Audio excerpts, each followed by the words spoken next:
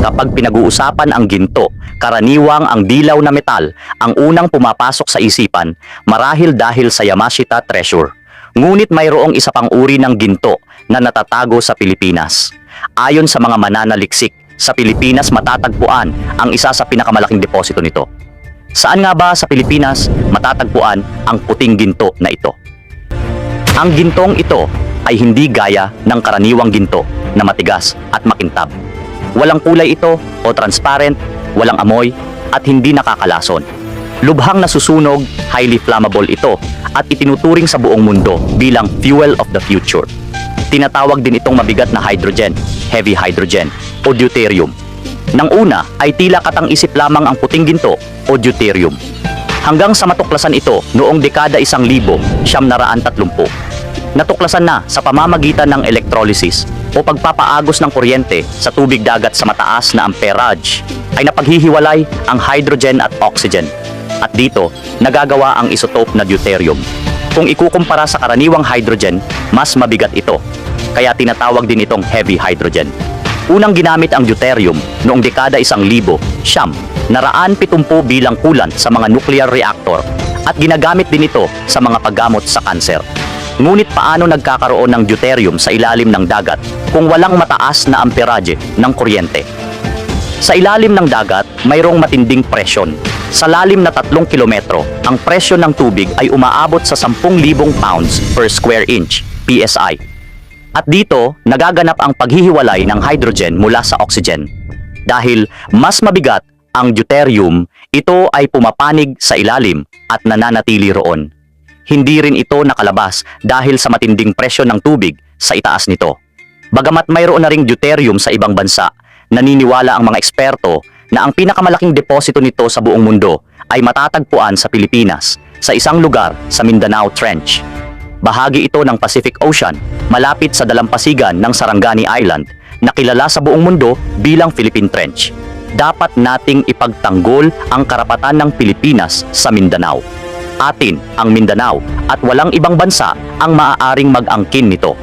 Ngunit paano nagkaroon ng malaking deposito ng deuterium ang Pilipinas?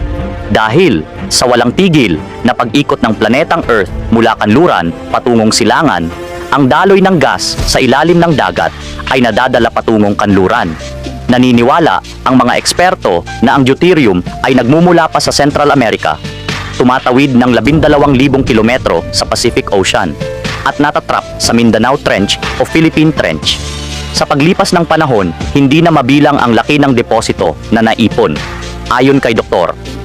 Anthony Belog, isang Pilipinong siyentipiko na nagtrabaho sa Sustainable Technology of Institute for Chemical Process and Environmental Technology at National Research Council ng Canada, ito ay isang kayamanan ng Pilipinas.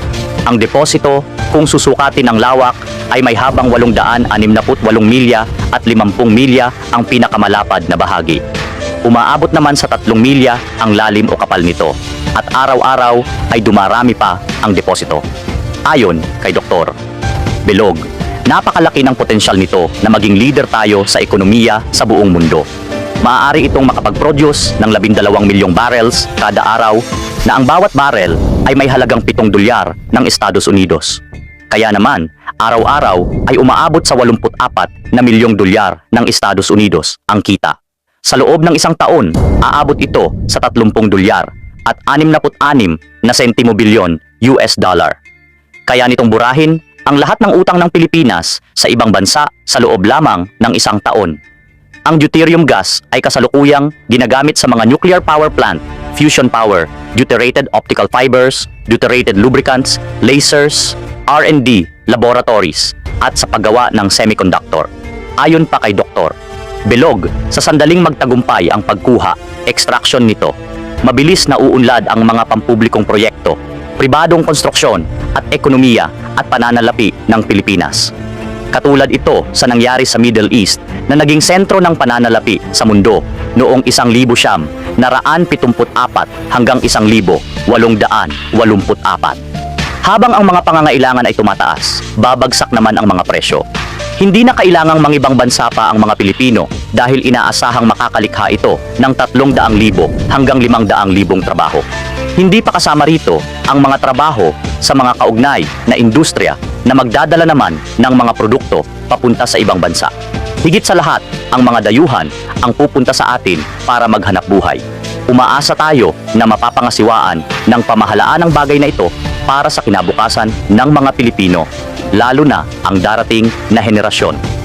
Maraming salamat mga kababayan.